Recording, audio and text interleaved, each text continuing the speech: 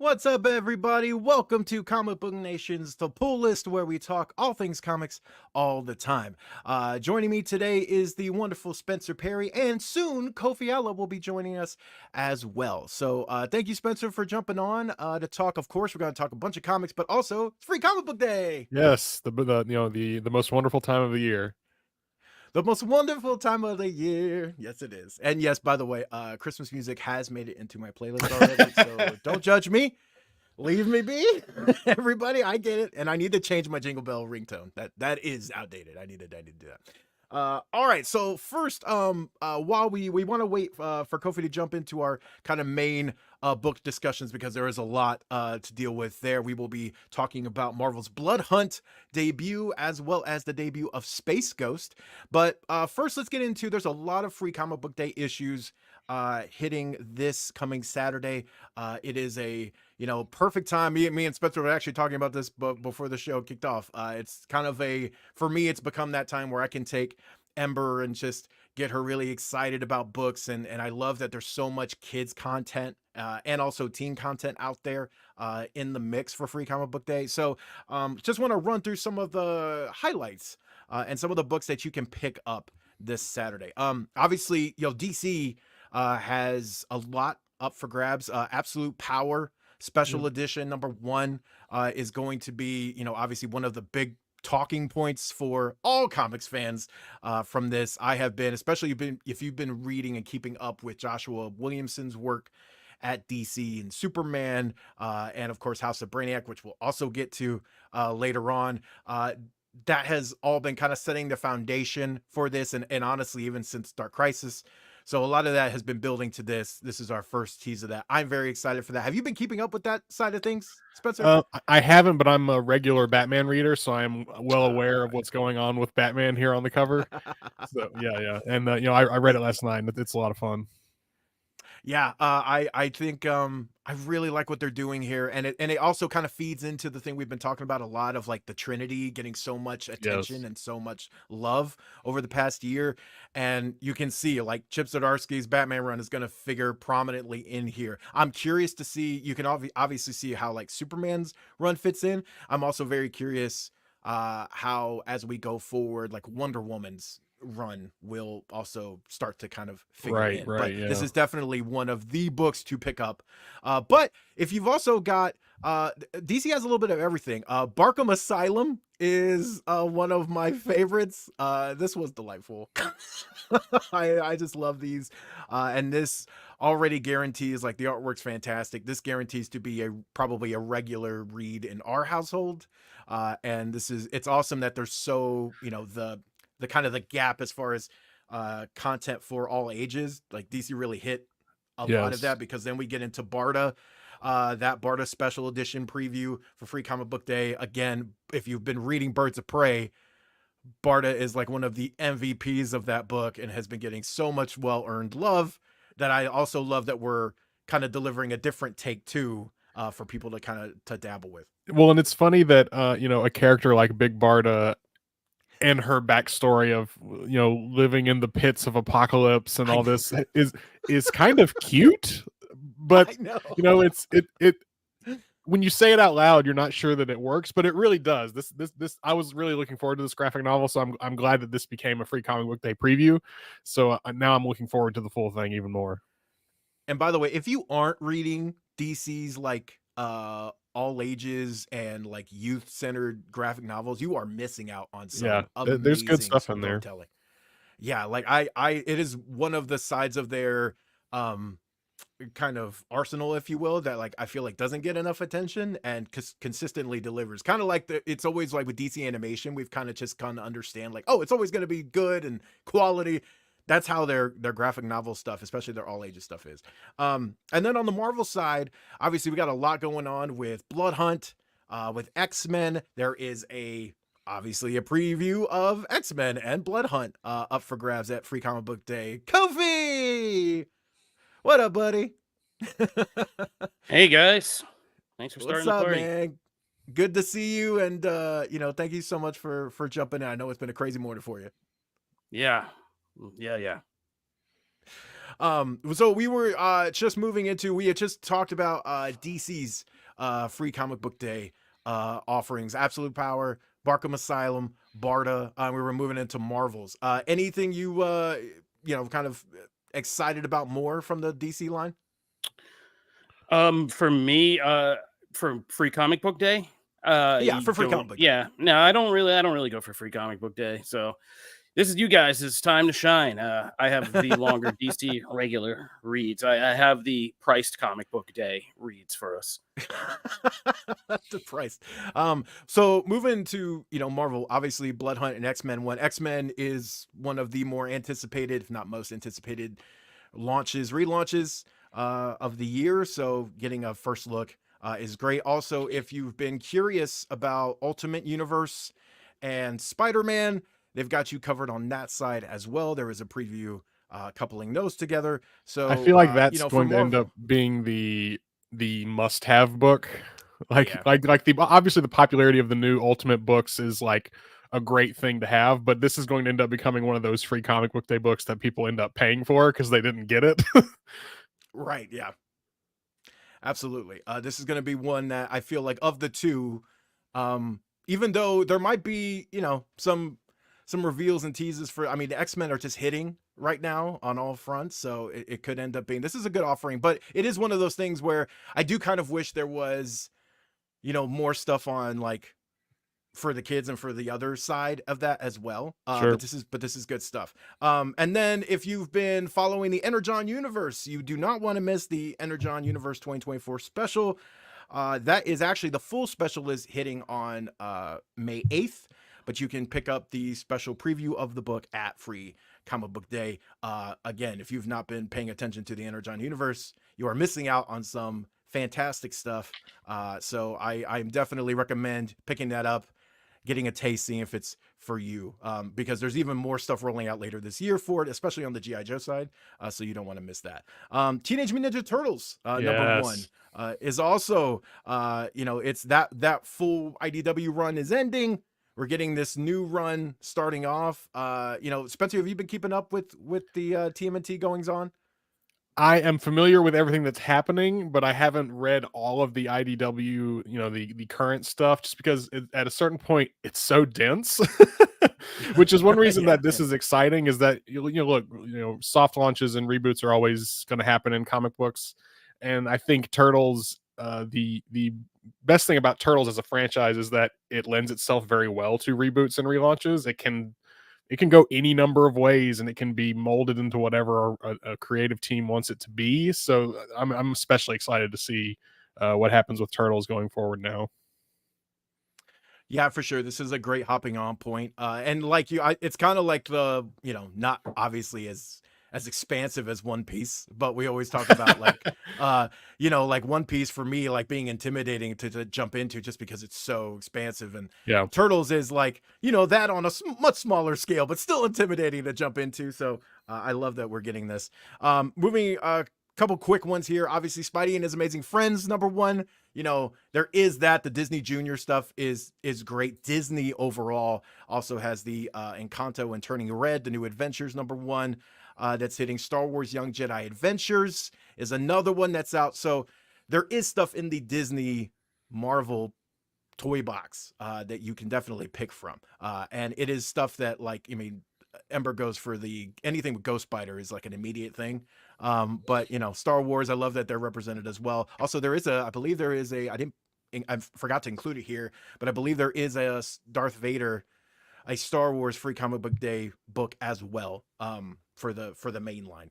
And then Flash Gordon, number 0, has me incredibly curious, because we've been talking, Dick Tracy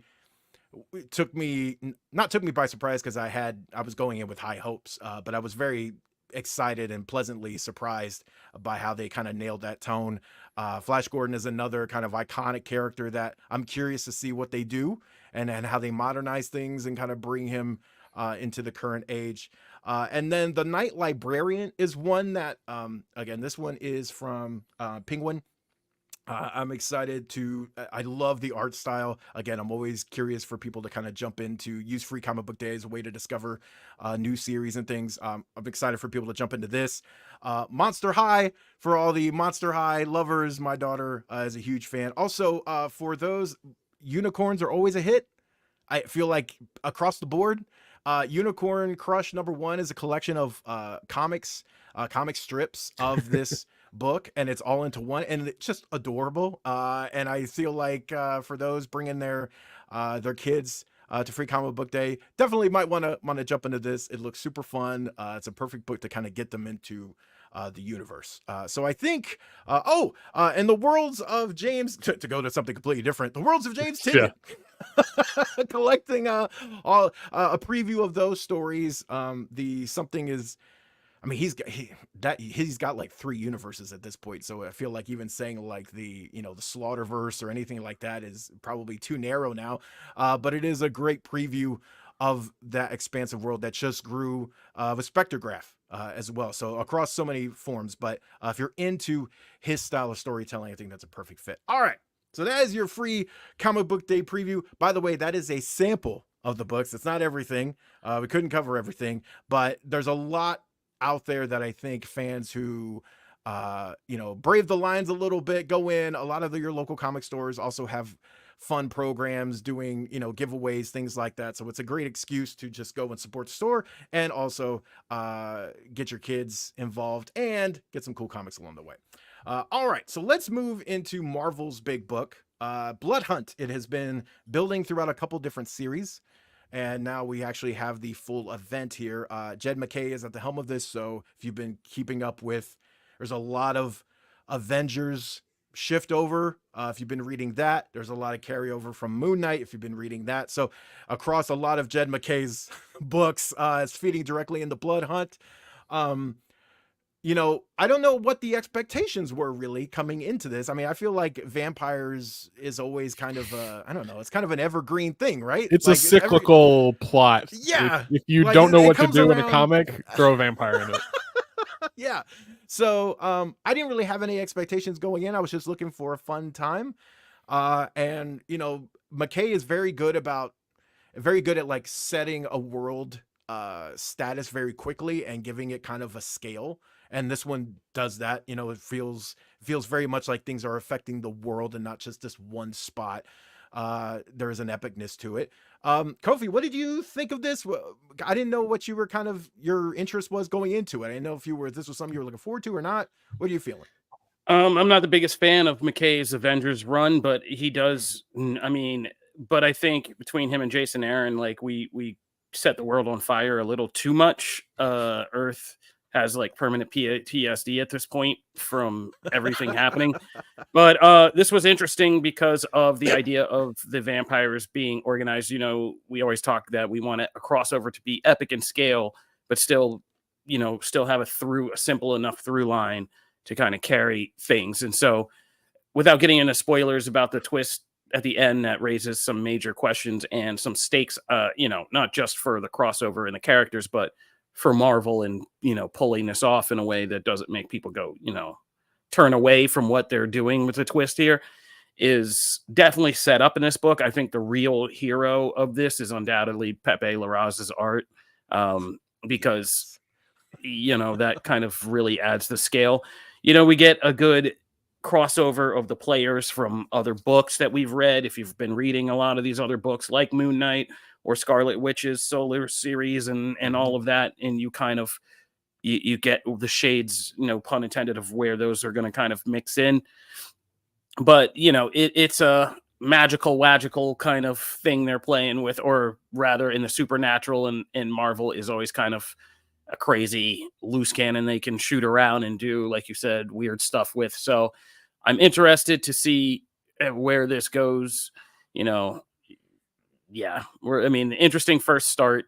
It's going to be one of those that could quickly run out of steam, though, if we don't have like a good game plan for the chess moves and like what's happening and all of that. Because just having vampires and permanent night, like, it's not the first time we've done this by any stretch of the imagination. Right. Very, Very true. And I want to touch on a key point you brought up as far as the twist, obviously without going into it. But Spencer, first, like, how are you feeling about this? You know, I've been obviously hearing the news about it, and every little bit you hear is just like, oh, big vampire crossover, and I was very skeptical going in just because I know it was over 10 years ago, but I'm like, I remember when they did the vampire X-Men stuff, and then like Jubilee was a vampire for a little while, and it's like it didn't work, and it was very silly, and it's like there's a part of you that is very leery hearing vampire crossover that makes you go, aren't we beyond this, like in terms of our serialized comic book storytelling? But you know, to be honest, uh, I tried to go in with fresh eyes and just read it, and it really plays like a summer, the way you want a crossover event like this to be, I feel, which is like a summer blockbuster that happens to star all of the characters from the Marvel universe. And it's like, look, of course we know by the end it's going to be fine. You know, but it's a fun watch. It's an interesting read, and like Kofi was saying, Pepe's artwork is tremendous, and this plot line really lends itself well to, like, you know, solid inking, and like he does a fantastic job with that. And you know, there's so many splash pages and just long panels of just vampires wreaking havoc all across the world that are a lot of fun to look at. And I will note that it's not, I don't want to accuse them of, like, you know, doing the oh, let's do a crossover just to make toys, but it's like, all right, you're introducing like 6 wild vampires that we've never seen before that would be very cool toys.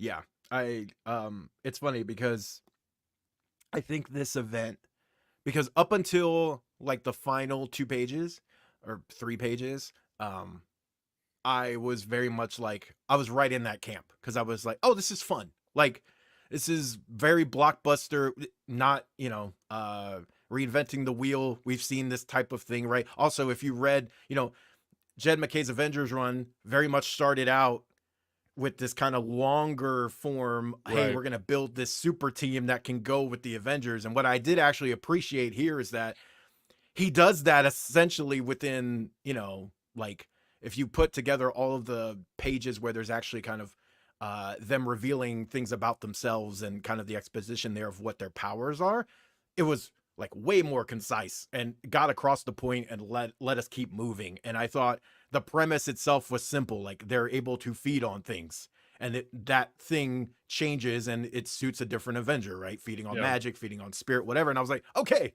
that works for me. I can move with that. And we're not spending 2 issues of a crossover building out this group. We already know what they can do. Cool. So I kind of appreciated that, because I thought the buildup in Avengers took too long. It was like we were still building things up, and I'm like, okay, I just want to get to the midway point, right? But for me, when we get into the last couple pages, to me, this event hinges on how that works moving forward, because like Kofi pointed out, there's a lot of questions that arise from that. And also, for me, one of the and I just wrote about this in Vengeance of Moon Knight, because number 5, because we just had a big reveal of who the Moon Knight imposter was last issue, which, you know, ended up you know, being a character like from you know, Mark's past and the Avengers past, but it was kind of like, you know, it was, and I'll just say it here, I can spoil that, the Shroud, right? So, and you see him here, he's only half a person at that point, but you see him here. So in Moon Knight, there have been 2 different times where we've had like an identity of someone be a point of mystery and intrigue, and then when it's revealed, I've thought it's been the weaker part of those plots. Like, everything else kind of makes up for it, but the reveal itself and making that reveal kind of matter moving forward, that hasn't been a strong point of the series. And so I look at that and go, okay, you got to make this stick. Like, I need you to, like, I need to see in future issues, like, run with that idea, make it matter. And you know, they make a good first impression here. So I'm going to give the benefit of the doubt, but those kinds of reveals have been weaker elements of an otherwise outstanding Moon Knight run. And so I just hope that so we've kind of taken some lessons and things, and that works out differently here. Because to me, that is the extra element that makes this not just another vampire story and not just something like that. If we're gonna have real stakes and things, so that's how I feel. Any last notes, Kofi and Spencer, on that? No, like I said, it's just go ahead. yeah. I know. I was going to say, like I said at the start, it's kind of like Gang War was with Spider-Man. Like if they can break out the sides of this conflict and make them each interesting and have good objectives for what we're doing here, and we don't get all Fall of X lost, then more power to them.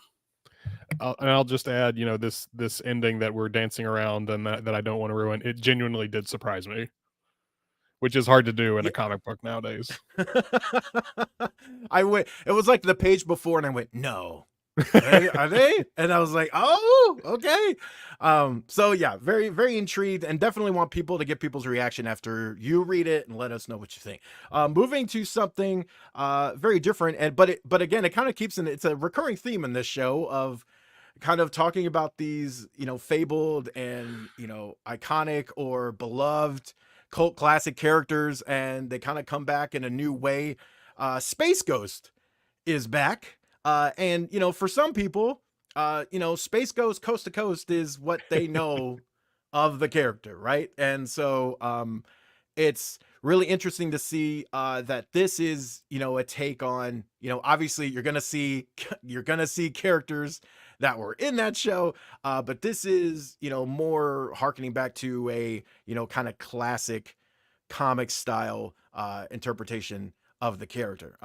And I think on the level, the same level, that in a different way than Dick Tracy, because like Dick Tracy kind of tried to capture like the vintage, and I think Kofi referenced it, the awestruckness of it all. I think it tried to kind of capture that. This does not. This goes for like really making, hey, like we're gonna make this character feel like a genuine threat. We're gonna make them feel try and kind of give them an opposing, when someone says Space Ghost here, number one, it's almost in like the Batman, mythical sense, right? Because some people aren't even like, they're not even fully aware that he's like a legit thing. They just think he's a myth, or people are talking about rumors and stuff. So it's that kind of take on it. And then also like, hey, you're gonna leave an impression, like, this person is not someone to be messed with, and you get kind of but there is that vintage sci-fi element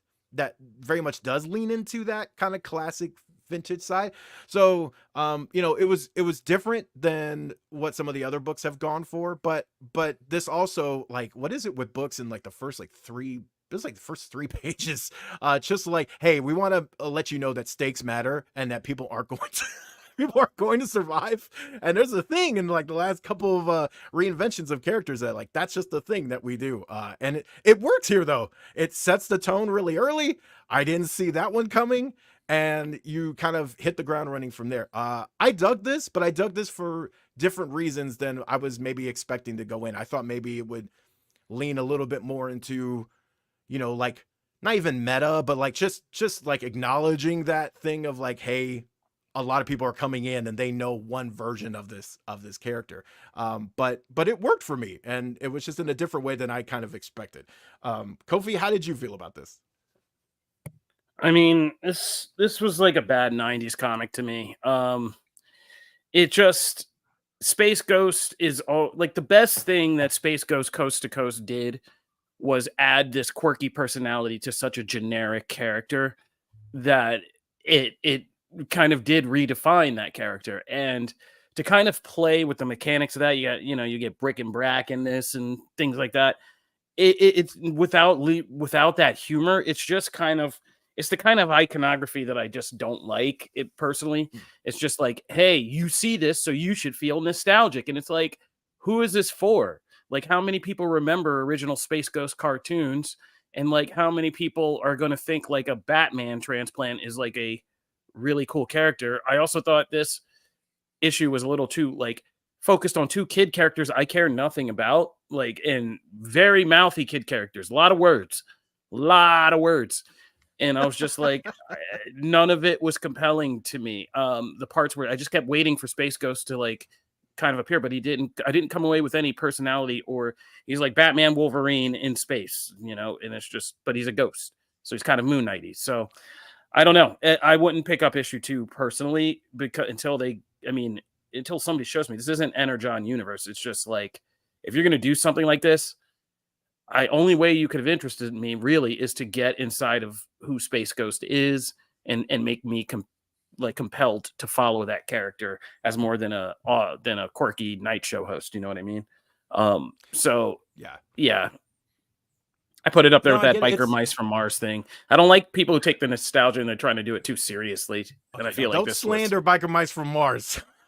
Okay, but don't slander. No, I will not accept slander. Look, I'm just saying there's definitely a genre type, right? Like that one, this one, you know, they're using iconic characters from our nostalgic past, and they're telling like straight up sci-fi superhero stories.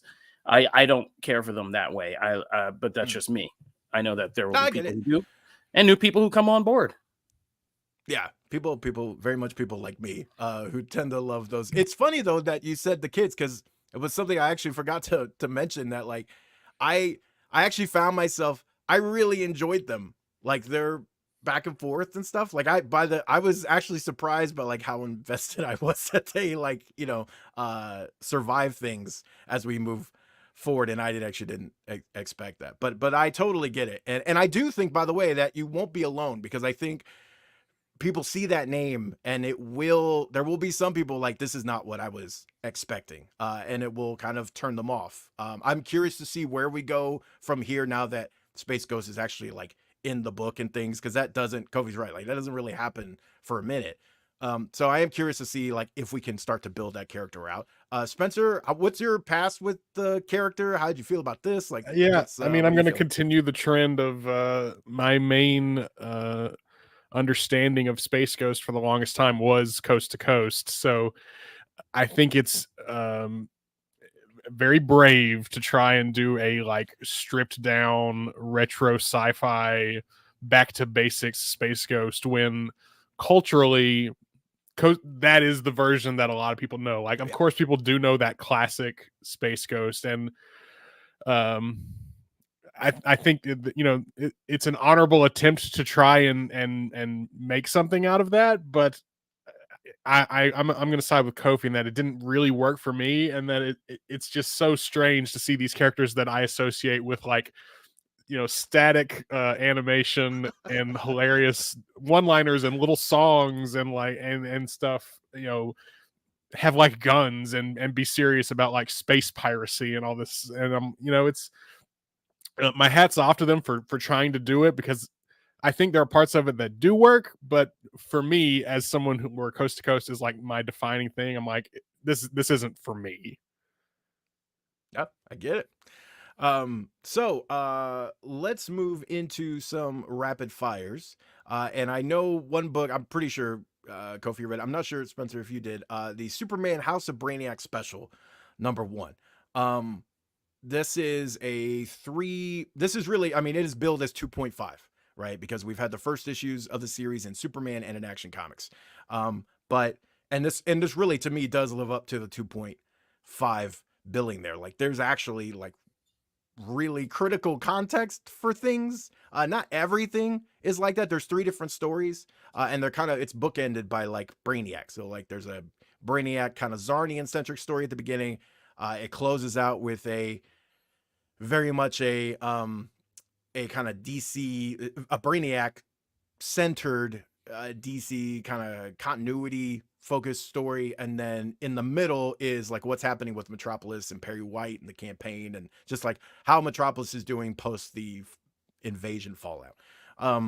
And I thought, as a lot like the previous annual, I thought there's stuff in here that, you know, if you're really long time, even from Dark Crisis side of things, if you've been keeping up with Williamson's work, there's payoffs that, you know, like, oh, okay, that connects, right? Like that stuff connects. And like I'm starting to really get to the point where like I don't look at questions as like, oh, they're never going to get to that with Williamson and DC stuff. I look at it and go, I just don't know what it is yet. that will come around full circle. I've kind of come to expect that. Kofi, what'd you feel about this?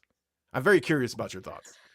No, I mean, I'm digging House of Brainiac because, like I said, what I enjoy about what Williamson has kind of accomplished here is the fact that he's built out Superman's world. Like, Superman's world is more interesting to me for the first time than it's probably ever been.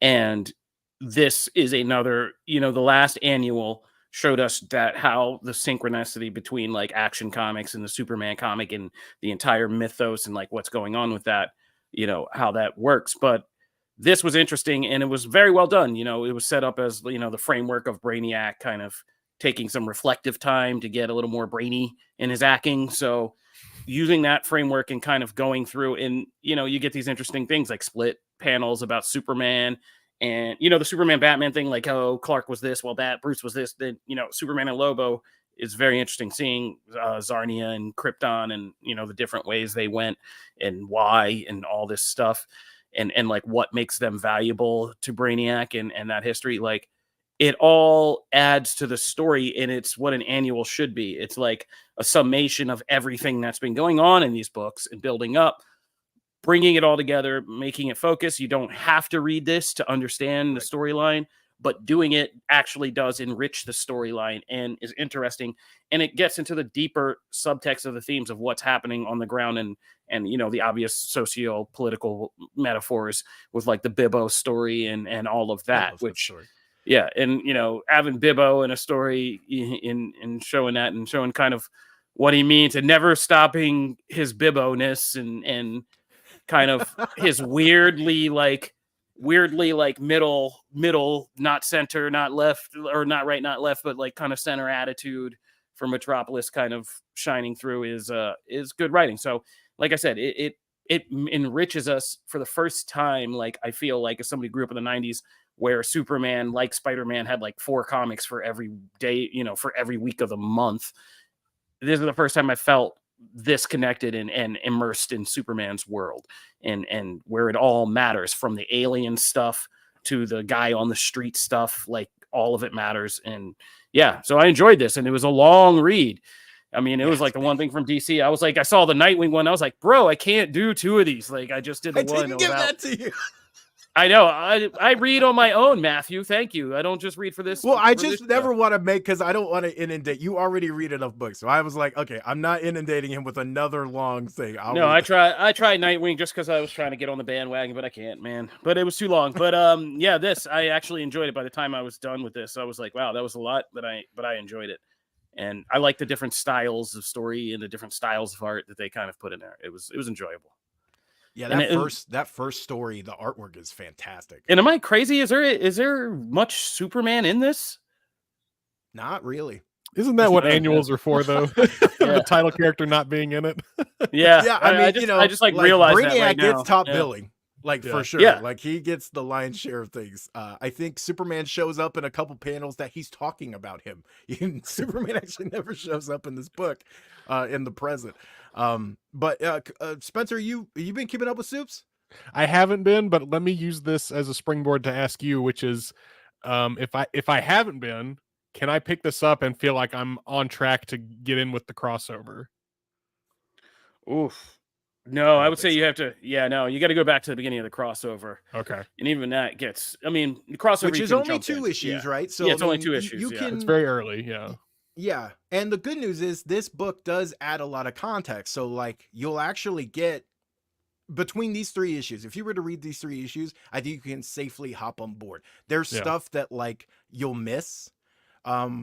And that for that, I would say I would actually just recommend going to, if you wanted to get kind of a full view of it, just start with Superman 1, because that's only runs 13 issues, right? But like Superman 1, you don't even have to keep track of action until, later if you want to. Again, it's great stuff, but if you just want House of Brainiac kind of centric stuff, if you started Superman, you would have really the full picture. But even just these 3 issues, I think you can jump in. Did you by chance read Nightwing, Spencer? I didn't. I'm sorry, guys. Okay. No. I never want to leave anyone out. So it's more about, me not coasting by. Nightwing, is very much an annual, because this is literally, the cover tells you all, it is all about B. and it is just filling in a lot of dots. Like it is backstory central. Like you get a full from when she was a child and how that event shaped her, to the twisting, winding journey that involves Spiral and Checkmate and Dick Grayson back when he was going by Rick. And all That's that a big stuff, picture. that winding road all the way to the present. And it is like, it's a lot. I think it's like 38 pages or 42 pages, something like that. But it's a lot. And if you've been keeping up with Nightwing, I think you'll get a lot out of it, because again, she's an important character and she's kind of touched on a lot of different aspects of Nightwing's life over the past, like, couple years. So also it has a really well done hook at the end. So I think this is very much for people who have been keeping up with Nightwing and have been along for that ride. You'll get a lot out of this. For people who are like, do I dabble with this? No, because it's not, you won't, I don't think there's enjoyable parts about it as a story unto its own, but unless you're, really kind of invested in that universe, it's not something you need to like go seek out. Kofi, how are the X books doing this week? Yeah, Fall of X still going on. We getting more intricate movements. I only got to read X-Men. I'm kind of just catching up today on some of this other stuff. I was out seeing movies and stuff last night. Sure. But yeah, so the X-Men book, like, yeah, we're circling the drain on. There's really only 3 main plot points to this whole Fall of X thing. It's what the hell to do about Xavier's crazy ass who just went crazy out of nowhere. What the hell to do about the Phoenix, and then how do we clean up all these people coming at the X-Men on Earth? And we're just kind of taking a long circle of the drain. And it's so weird because this has gotten so off timing, so that like the Avengers part has like wrapped up last week. They're like, we did it, gang, we did it. And they're like back to like now vampires while the X-Men are still dying everywhere on the screen and the page. Like, yeah, it's just like, yeah. Up. And so like none of it matters. It's just like, can we just get to the thing? We get to the thing where we all know we're going, which is like, how do you do anything in X-Men and cause a reboot? Either MCon, Crystal, Phoenix, or Timeline, or combination of all 3. So that's where we're pretty much headed right now. It's like combination of all 3, mix it up, and bang, we got a new X-Men continuity. And it's just like, okay, can we just get there? Is summer here yet? And we're almost there, guys. One more month. It's the MCron Phoenix resets everything. Yep, MCron Phoenix. We're out of here. Technically, we've done it like 4 times, but we're not going to change now. Or the MCon Phoenix is going to find the Infinity Gauntlet lying under Krakoa, and then, Moira's going to put it on and have an 11th life, and then there we go. New X-Men. There it is. Oh, I think you just nailed it. Yeah. Here's the thing. I think you nailed that way more succinctly than I could nail what happened in Bear Pirate Viking Queen. Number 1. Spencer also read this book, and I was very curious because, like, it has a bear. It has something going on with a demon. There's a pirate. Or hell. I don't know. It's got pirates. There's a Viking Queen. There's a Viking Queen. It is beautiful. I could not tell you what the hell is happening in this book. I have no idea if I'm going to stick with it. Spencer, how did you feel? So this is a book. This is a new Image book. It's written by Sean Lewis with art by Jonathan Marks Baravicia. And to me, the selling point is his artwork, which is that, yeah, it's beautiful. This is a book that I think it's $4.99, but you get 66 pages of just like pure, like, watercolor insanity. There's sharks, there's pirates, there's bears, there's Vikings, there's even more pirates. Like, while reading it, I was just reminded of how in Watchmen, because superheroes are real, they just have pirate comic books, and I was like, this is what we should have, more pirate comic books that define the form. And to me, that was what was exciting, is just seeing that artwork. And like, Matt and I were talking about it right before the show. It's like, I don't know that the story really made sense, and I maybe if I read it again, and it will, because I kind of know where it's going. But like, it's so much fun to look at that I'm like, I have to recommend this, because not so rarely do you see a comic book that looks this cool. Yeah, there's a lot, and there's like so many splash pages of just like, awe-inspiring stuff. Now, there's also, you know, some of the like smaller panels. I'm like, what the hell's happening in that panel? Like, I don't know what's happening there. There's a couple of times there too, but it is definitely like you get bang for the buck. And it is something that is gonna appeal to like I feel like you're either gonna really dig it or it's just gonna like, it's not for me. But I implore people to give things like this a chance. Real quick before we gotta roll out, Vengeance of the Moon Knight number 5 is a tee up really for Blood Hunt, because it kind of sets the stage for one particular character that is involved in that and all the Dark Force stuff that's involved in that. But it's also just, again, McKay does really great like emotional grounding. He makes you feel what characters are feeling, and it's just, he just has a way of bringing that out of characters. Tigra in this issue, 8-Ball has such a great sequence of things here, and the book is just beautiful, always has been. So, you know, there are parts of it that, you know, I was like, we're moving into Blood Hunt now, and I don't know, like we might derail some things, but because Moon Knight figures so prominently into the book, I have higher than normal expectations for that. And then also McKay's running it all, so it doesn't feel like it's just tie-in time. Check out until next time.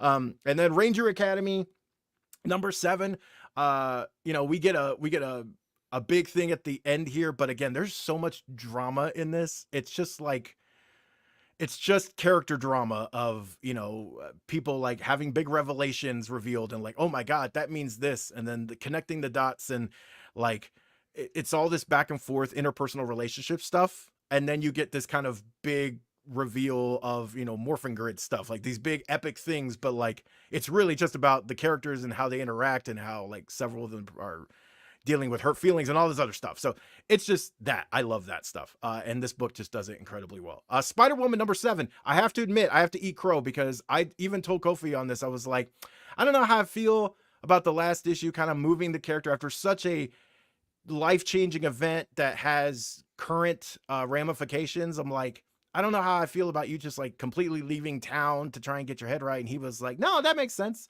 And now after reading this, I was like, yeah, I was wrong. It makes sense. And this is actually a better book for that. And I'm actually really glad they did it. And it's the best issue of the series to me thus far, in this current run. So really digging that. That is us. We got a wrap here, because of course we have even more amazing content coming your way. Of course, you can check out us talking about comics right here on the Pull List every Wednesday. We also have all of our written reviews that go live on Wednesdays as well from the amazing comic book team. So definitely check those out. You can also check out Anime Initiative on Tuesdays, and they are killing it, by the way, so you totally should. You can also check out Quick Save on Thursdays. The gaming team is talking about all the new gaming news. Our main show is on Fridays, where the original trio and some fun guests get to have a lot of fun talking movies. Kofi's got a bunch of movie stuff lined up this week. And then all of our bonus episodes. So make sure to check out the pod. Make sure to check out the Comic Book Nation YouTube page. Until next time, peace and deuces.